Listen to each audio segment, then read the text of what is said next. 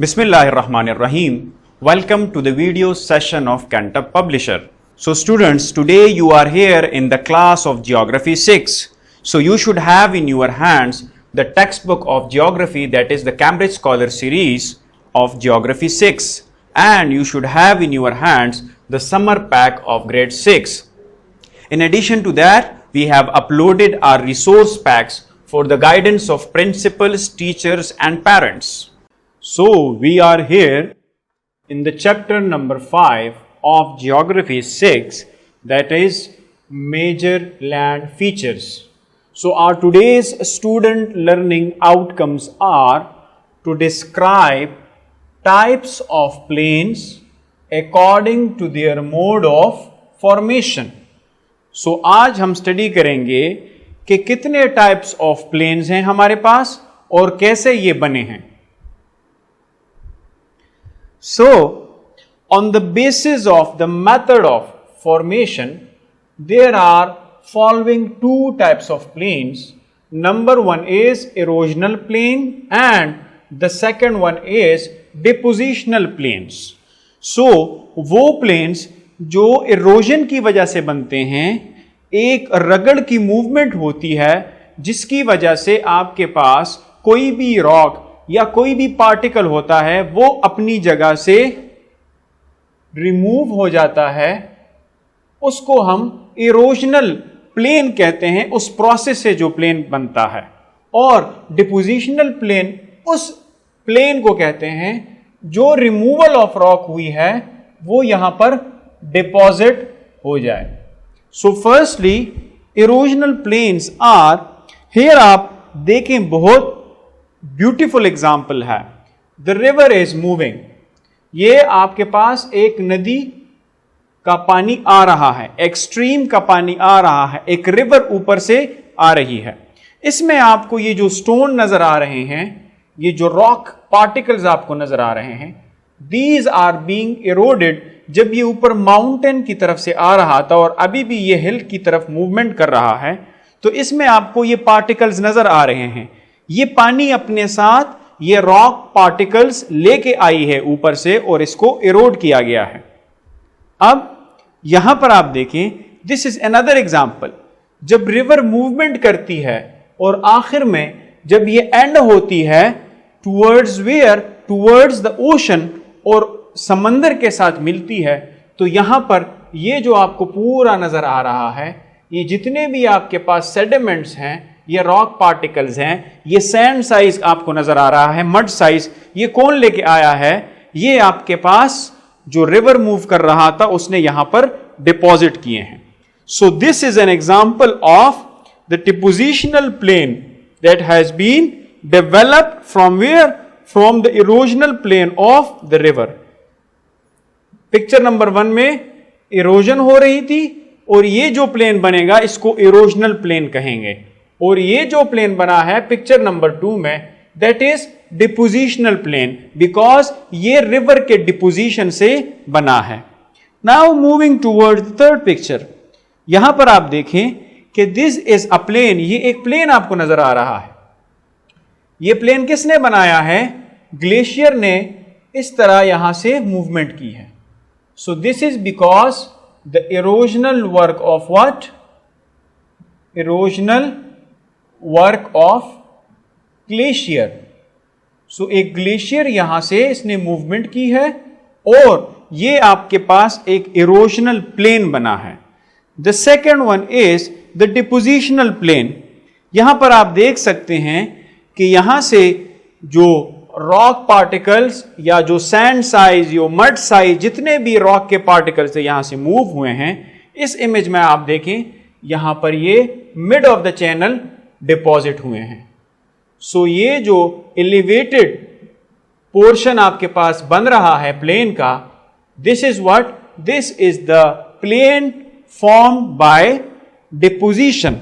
सो picture number 3 आपको glacial erosional plain बता रहा है, and the picture number 4 that depicts what? The depositional plain by the same glacier. So basically ये main difference है erosional plain और depositional plain में. Now coming towards the erosional plain, जो हमारे किताब में है, हमारे बुक में क्या लिखा गया है. So there are those plains which have been labeled by various agents of erosion such as running water, मैंने इसी की एग्जाम्पल दी. केमिकल रिएक्शंस, बाजों का बारिश का जो पानी है वो एसिडिक हो जाता है, और वो एसिडिक वाटर किसी भी रॉक पे जब रिएक्ट करता है तो उससे भी रॉक इरोड होता है और उस रॉड में ब्रेकेज होती है. जो इरोजन इस केमिकल रिएक्शंस की वजह से होता है, वहां पर जो प्लेन्स बनते हैं वो भी इरोजनल प्लेन्स में काउंट होते हैं. रिवर्स, आपने अभी एग्जांपल देखी रिवर की. विंड एंड ग्लेशियर, ग्लेशियर की एग्जांपल भी देखी, विंड हम आगे देखेंगे. Which wear out the rough surface and smoothens them. So जो आपके पास इरोजन करती है, रॉक पार्टिकल को वेयर आउट कर देती है और इस जगह को स्मूथ बना लेती है, एक प्लेन बना लेती है. जहां पर आप देख रहे हैं कि रिवर क्रीक्स हैं, ये आ रहे हैं और उन्होंने यहां पर इरोजन की है. So erosional plains form various kinds of land features. ये मुख्तलिफ किस्म के लैंड फीचर्स भी बनाती हैं. And these land features hold their uniqueness because of the specific agents of erosion that give shape to them. अब जिस तरह आपके पास एजेंट ऑफ इरोजन चेंज होगा तो उस इरोजन की शेप मुख्तलिफ होगी और वो एक यूनिक किस्म की शेप बनाएगा. जिस तरह मैंने आपको दिखा दिया कि रिवर जब इरोजन करेगा तो अलग किस्म का फीचर बनेगा, अलग किस्म का प्लेन बनेगा, और जो ग्लेशियर बनाएगा वो अलग किस्म का होगा. सो based on these shapes and various agents of erosion, erosional plains are subdivided into the following categories.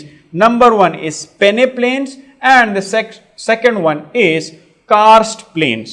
So अब peneplains कौन से हैं और karst plain कौन से हैं? They both are erosional plains but they have slight difference in them, और अभी हम उसको डिस्कस करेंगे. यहां पर आपको एक ग्लेशियर नजर आ रहा है जो इन दो पहाड़ों के बीच में जो वैली है यहां से मूव कर रहा है. यह ग्लेशियर जब नीचे की तरफ मूव कर रहा है, इस ग्लेशियर के साथ रॉक पार्टिकल्स भी मूवमेंट कर रही हैं, और जब ये रॉक पार्टिकल्स नीचे की तरफ ये इरोड करेगा, वेयर अवे करेगा और इस वैली को मजीद डीप करेगा, तो यहां पर जो प्लेन बनेगा उसको हम कहेंगे इरोजनल प्लेन. और वो कौन सा इरोजनल प्लेन होगा?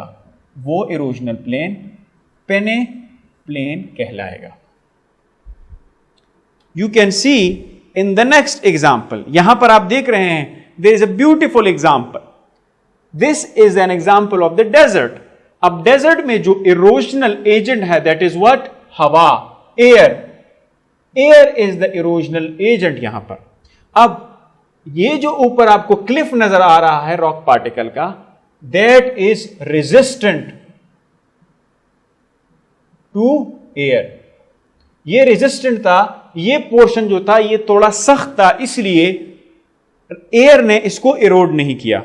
सो जितने भी यहां पर एओलियन प्रोसेसेस थे, एओलियन प्रोसेसेस उन प्रोसेस को कहते हैं जो इरोजनल फ्रेमवर्क बनाता है हवा की वजह से.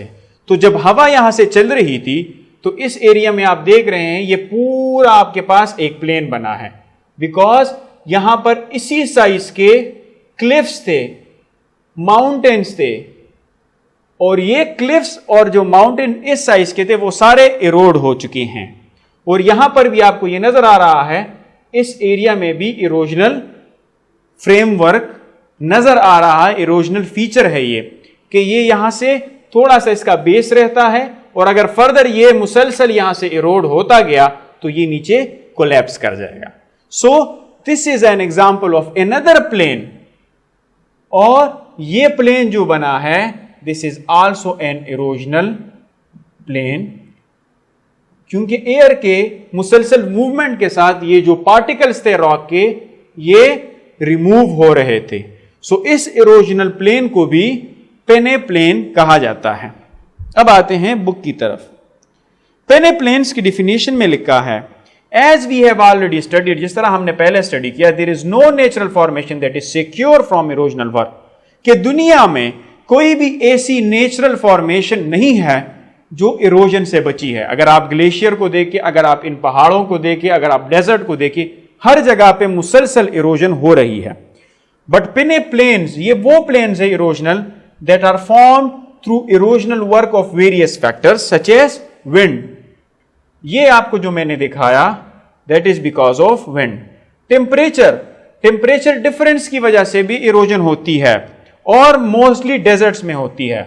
और पासिंग ग्लेशियर्स, ये मैंने आपको जो इरोजनल फ्रेमवर्क दिखाया, that is because of the erosion. When such factors are involved in erosional work in mountainous region, the rocky and uneven surface get leveled, as a result peneplains are formed. और ये आपके पास एक example book में भी given है। सो यहां पर जब आपके पास सरफेस लेवल हो जाता है, ये जो मैंने ग्लेशियर में बताया, ये सरफेस लेवल हो जाएगा। ये आपको सरफेस नजर आ रहा है कि एक लेवल में है। सो ये जो सरफेसेस बनी है, that is because of the wind और ग्लेशियर और टेम्परेचर। और ये जो इरोजनल प्लेन्स, हमवार सतह बनी है, that are called as peneplains. The next is, you can see a beautiful image of a rocky structure या माउंटेन्स आप देख सकते हैं। ये माउंटेन्स जो हैं, ये किस चीज के हैं? That are basically of limestone। और यहां पर आपको ये गोल गोल गार नजर आ रहे हैं। ये किस लिए बने हैं? बिकॉज लाइमस्टोन जो है वो केमिकल्स की वजह से एरोड हो जाता है। इवन वाटर भी इसको इरोड कर सकता है। तो मोस्ट प्रोबेबली जब बारिश होती है, बारिश के कतरे नीचे आते हैं, और अगर एनवायरनमेंट में आपके पास कार्बन डाइऑक्साइड है, तो ये कार्बन डाइऑक्साइड वाटर के साथ रिएक्ट कर जाता है और आपके पास एक एसिड बन जाता है। और ये एसिड जब लाइमस्टोन पे गिरता है तो ये इरोड होती हैं। और इस इरोजन की वजह से अगर कोई हमवार सतह बनती है, जिस तरह यहां पर वेजिटेशन है, लेकिन ये एक पूरा प्लेन स्ट्रक्चर आपको नजर आ, एक हमवार सतह है। इस किस्म के जो प्लेन्स बनती हैं उनको कहा जाता है कार्स्ट प्लेन्स। सो कार्स्ट प्लेन्स उन प्लेन्स को कहते हैं जो केमिकल रिएक्शन की वजह से कहीं पर भी लाइमस्टोन हो, चूने का पत्थर हो या डोलोमाइट हो, जो लाइमस्टोन का बाई है केमिकली, इन दोनों पे जब भी पानी का रिएक्शन होता है तो ये वेयर आउट हो जाते हैं, ये इरोजन उसकी होती है, ये गल जाते हैं। और इस गलने की वजह से जो प्लेनर स्ट्रक्चर बनता है उसको कहते हैं कार्स्ट प्लेन्स। और ये जो आपको गोल गोल सुराख मैंने आपको यहां पर बता दिए, ये इस बात की गवाही दे रहे हैं कि ये जो रॉक है इसमें इरोजन पानी की वजह से और केमिकल्स की वजह से हो रही है। इसीलिए यहां पर ये जो रॉक के पोर्शंस हैं, ये जो सुराख यहां पर गार बने हुए हैं, यहां से रॉक मटेरियल निकल गया है।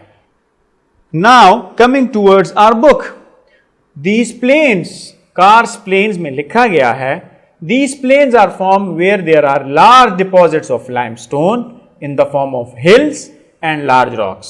So limestone cannot resist chemical erosion। जिस तरह मैंने आपको कहा कि केमिकल इरोजन वो रेजिस्ट नहीं कर सकती, जब भी कोई केमिकल इस पे रिएक्ट करता है या पानी या कोई एसिड, सो ये क्या हो जाता है, ये गल जाता है। समटाइम्स रेन और river water dissolves different acids such as HCl, जो एक एसिड बन जाता है। This acidic water erodes limestone while coming in contact with it. जब इसके साथ ये मिलता है तो ये इसको इरोड कर देता है, and as a result karst landforms are formed. These plains have large deposit of limestone. So this is very clear from the book जो मैंने आपको explain किया, and this is an example from the book karst plains आपको नजर आ रही हैं, ये limestone है और इस पे ऊपर पानी की वजह से ये इरोजनल फ्रेमवर्क आपको नजर आ रहा है। ये आपको जो मिसिंग रॉक पार्टिकल नजर आ रहा है यहां से इरोड हो चुका है। The next one is depositional plain. So, these plains are formed by the deposition of materials brought by various agents of transportation such as rivers, wind, waves and glaciers. वही जो मैंने आपको कहा कि रिवर, विंड, वेव्स और glacier आपको क्या करता है, इरोजन भी कर देता है, रॉक पार्टिकल्स को इरोड कर देता है, लेकिन ये किसी ना किसी जगह पे जाके उसको डिपॉजिट भी करता है। सो वो प्लेन्स जो उन्हीं इरोजनल बॉडीज के डिपोजिशन से बनता है उसको कहते हैं depositional plains. So their fertility and economic relevance depend greatly on the types of sediment that are laid down. So वहां की फर्टिलिटी और कल्टीवेशन, जहां पर पौधे हम कल्टीवेट करते हैं, वो डिपेंड करता है कि किस किस्म का मटीरियल रिवर ने, ग्लेशियर ने डिपॉजिट किया है। अगर उसमें न्यूट्रिएंट ज्यादा है तो उसमें पौधे ज्यादा उग सकते हैं। So based on the depositional work of various agents, इसको सब डिवाइड किया गया है डिपोजिशनल प्लेन को। River depositional plain, glacial depositional plain. Aeolian plains वो प्लेन्स जो विंड की डिपोजिशन से बनते हैं, लेकोस्ट्राइन प्लेन्स जो लैग की वजह से बनते हैं, lava plains and coastal planes. अब हम उसको तफसीलन डिटेल में पढ़ेंगे, लेकिन उससे पहले ये इमेज मैंने आपको पिछले स्लाइड में भी दिखाई, दिस अ रिवर, और इस रिवर ने आपके साथ ये सारे सेडिमेंट लेके आया है और यहां पर इसने डिपॉजिट किया है। So this is a depositional plain and in the same way this is a glacier जिसने अपने साथ ये पूरा सेडिमेंट का एक बल्क लेके आया है। तो ये प्लेन जो है that is form by the glacial depositional plain. Here you can see हम रिवर डिपोजिशनल प्लेन को डिस्कस कर रहे हैं। नाउ यू कैन सी कि ये रिवर कितना खूबसूरती से ऊपर पहाड़ी सिलसिले में मूव कर रहा है। This is a fresh water जो ऊपर माउंटेन से फ्लो करके नीचे आ रहा है। अब इसमें आपके पास रॉक पार्टिकल्स भी होते हैं और ये रॉक पार्टिकल्स को इरोड करके नीचे ग्राउंड की तरफ लेके आ रहा है। इन द सेकेंड पिक्चर थोड़ा सा इसकी एलिवेशन कम हो गई है और अब यह आपको नजर आ रहा है इसमें रॉक पार्टिकल्स। ये रॉक पार्टिकल्स इरोड करके नीचे लेके आ गया है। साइड पे भी आपको ये पत्थर के टुकड़े नजर आ रहे हैं। In the third stage you can सी कि जो ही ये रिवर प्लेन में दाखिल हो गया तो यहां पर क्या हुआ, क्योंकि यहां पर ये पहाड़ी इलाके में था, थोड़ा ऊंचाई पे था, अब यहां पर इसने डिपोजिशन स्टार्ट कर ली। तो ये जो आपके पास जितना भी सेडिमेंट का पोर्शन इस रिवर के इर्द गिर्द नजर आ रहा है, जिसको मैंने इनसर्कल किया है, दीज आर द डिपॉजिट्स, और इस पूरे प्लेन को हम डिपोजिशनल प्लेन कहते हैं। And this is another example. यहां पर ये रिवर बह रहा है लेकिन इसके इर्द गिर्द आपको ये फील्ड्स नजर आ रही हैं, ये खेत आपको नजर आ रहे हैं। ये किस पे बने हैं, ये यही जिस तरह डिपोजिशन हुई है यहां पर, इसी तरह डिपोजिशन यहां पर भी हुई है। और इसी डिपोजिशनल फ्रेमवर्क पे जो आया है आपके पास मटेरियल, इस पे यहां पर कल्टीवेशन हुई है और एग्रीकल्चर यहां पर हो चुकी है। So this is the whole phenomena कि रिवर कैसे अपने सेडिमेंट्स डिपॉजिट करता है। अब बुक की तरफ आते हैं। Just like the glaciers, reverse have erosional and depositional function. मैंने आपको कहा था ये इरोजनल प्लेन भी बनाता है, डिपोजिशनल भी बनाता है। So when in great speed, और जब इसकी स्पीड ज्यादा होती है तो ये इरोड करता है river on the side of the river and they carry small pebbles and sand particles.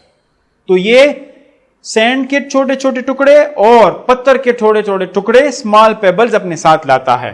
And at the mouth of the river, जहां पर ये एंड होता है river, the speed get slow, इसकी स्पीड कम हो जाती है। So here the depositional work begins. The river water deposits pebbles and sand particles which accumulate in the form of layers and thus river depositional plains are formed.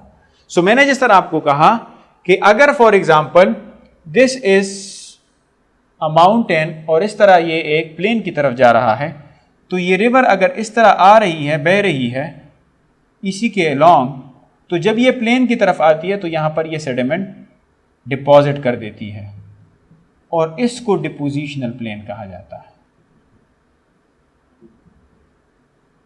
और यहां पर इसकी speed ज्यादा होती है तो ये इरोजन करती है और जो प्लेन यहां पर बनाती है उसको कहते हैं erosional plain. Here you can see the plains हम डिस्कस करेंगे अब जो प्लेन्स ग्लेशियर की वजह से बने हैं।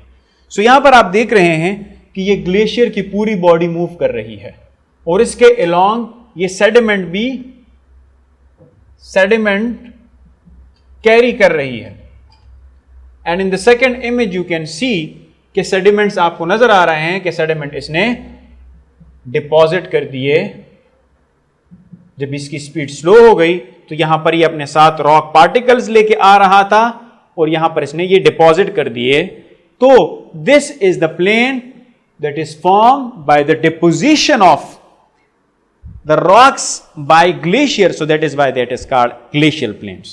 You can see here glacial plains in our book is discussed as these plains are formed by the movement of glacier under the force of gravity. चूंकि ग्रेविटी का फोर्स है तो ग्लेशियर पहाड़ से नीचे की तरफ मूव करता है और जब ग्लेशियर मूव करता है they pluck rocks underneath them and drag them along. मैंने जिस तरह कहा कि ये रॉक को प्लग करता है, पकड़ देता है और जो इसके नीचे ग्लेशियर के नीचे आ रहे हैं और उनको अपने साथ ड्रैग करके मूव करता है। This process keep happening until the glacier completely descend down the mountain. और जब वो माउंटेन से नीचे आ जाता है फ्लोर पे तो वहां तक ये अपने साथ सेडिमेंट को लाता है। Then the glacial ice and the rock fragments in the grind with the surface of the passage. This grinding levels the uneven surface and after that the load of the glacier is resettled, thus glacial plains are formed. और मैंने आपको कहा कि ये वो portion है जहां पर ग्लेशियर एंड हो जाता है। ये ग्लेशियर डाउन कर देता है, डाउन द माउंटेन, नीचे आ जाता है और यहां पर ये सेडिमेंट डिपॉजिट कर देता है। और जब इक्वल इस तरह के मॉड्यूल्स इसके बन जाते हैं, एक सरफेस में आ जाता है, तो इसको फिर कहा जाता है glacial plain. The next is you can see the image of a desert. यहां पर आपको नजर आ रहा है कि एक यूनिक स्ट्रक्चर भी बना हुआ है। दिस इज अगेन, ये आपको एक लकड़ी का स्ट्रक्चर बन के नजर आ रहा है। And these are the hilly areas, जो छोटे छोटे हिल रह गए हैं। अब इसके इर्द गिर्द पूरा मैदान है और ये प्लेन किसकी वजह से बना है? ये एयर की इरोजन की वजह से बना है। तो जो रेजिस्टेंट रॉक थे वो यहां पर सिर्फ बाकी रह गए हैं, बाकी पूरा सरफेस आपको एक मैदान की तरह नजर आ रहा है। And these are due to the deposit of the air, कि जो इरोजन हुई है यहां पर दोबारा वो सैंड आके डिपॉजिट हो गया है। So this is a plain जो आपको नजर आ रहा है कि इसमें सैंड डिपॉजिट है और ये छोटे छोटे लेयर्स आपको इसमें नजर आ रहे हैं। इसी लेयर्स के ऊपर मुसलसल सैंड जो है वो इर्द गिर्द से आके इन रॉक्स को इरोड करके यहां पर डिपॉजिट करता है, which is called as aeolian plain. मैंने आपको पहले भी कहा था कि विंड की वजह से, एयर की वजह से जो इरोजन होती है उसको एयूलियन इरोजनल प्लेन कहा जाता है और जब डिपोजिशन होती है तो उसको एयूलियन डिपोजिशनल प्लेन कहते हैं। सो इन एरियाज ऑफ एक्सट्रीम वेदर, जहां पर शदीद गर्मी हो, जिस तरह डेजर्ट्स में होती हैं, टेम्परेचर ज्यादा होता है तो गर्म हवाएं ब्लो करती हैं with great speed. So these winds carry very fine particles of sand which are deposited in the areas of far away from their source. So the deposition of these sand particles form aeolian plains. So ये जो sand particles है, क्योंकि हवा बहुत तेजी से movement कर रही होती है तो ये वहां पर एक जगह से सैंड को उड़ा के दूसरी जगह डिपॉजिट करती है और जो माउंटेन्स भी वहां पर बने हुए हैं उसको भी वो इरोजनल फ्रेमवर्क में लाके उसको भी इरोड करती हैं। This is another example from our book. The next is, you can see that these are what? These are lava flows. जब आपके पास लावा फ्लो से एक प्लेन बनता है, here again you can see the lava flow. So ये लावा अपने साथ rock को भी ड्रैग करके नीचे मसलता है, प्लग करता है, और अनइवन सरफेस को जब ये प्लेनर स्ट्रक्चर में बना लेता है तो इन प्लेन्स को हम कहते हैं लावा प्लेन्स, बिकॉज ये लावा फ्लो की वजह से बने हैं. So a lava plain is a large expanse of nearly flat lying lava flows. Such features are generally composed of highly fluid basalt lava. ये एक लावा की किस्म होती है जिसमें फ्लूइड्स ज्यादा होती हैं, पानी का मिकदार ज्यादा होता है, and can extend for tens or even hundreds of miles across the underlying terrain. और ये तकरीबन tens of 100 miles एरिया को कवर करते हैं और मुसलसल ये रॉक को ड्रैग करके अपने साथ एक हमवार सरफेस बना लेते हैं. दैट इज वाई जो प्लेन्स लावा की डिपोजिशन से बनते हैं उनको कहते हैं lava plains. The next is, you can see on the left side of your slide कि this is what this is, a beautiful lake. लेकिन जब टेम्परेचर हाई हो जाता है और बारिशें कम हो जाती हैं तो क्या होगा? शाबाश, बताएं मुझे. बारिशें कम हो, टेम्परेचर ज्यादा हो, तो इससे इवापोरेशन होगी. क्या होगा? इससे इवापोरेशन होगी. और जब इससे इवापोरेशन होगी तो नीचे आपके पास क्या बनेगा? आपके पास जो प्लेनर स्ट्रक्चर बनेगा वो इस तरीके से मड क्रैक्स आपको नजर आ रहे हैं, ये बनाएगा.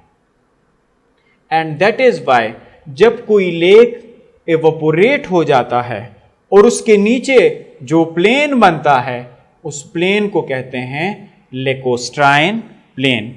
कौन सा प्लेन? Lacustrine plane.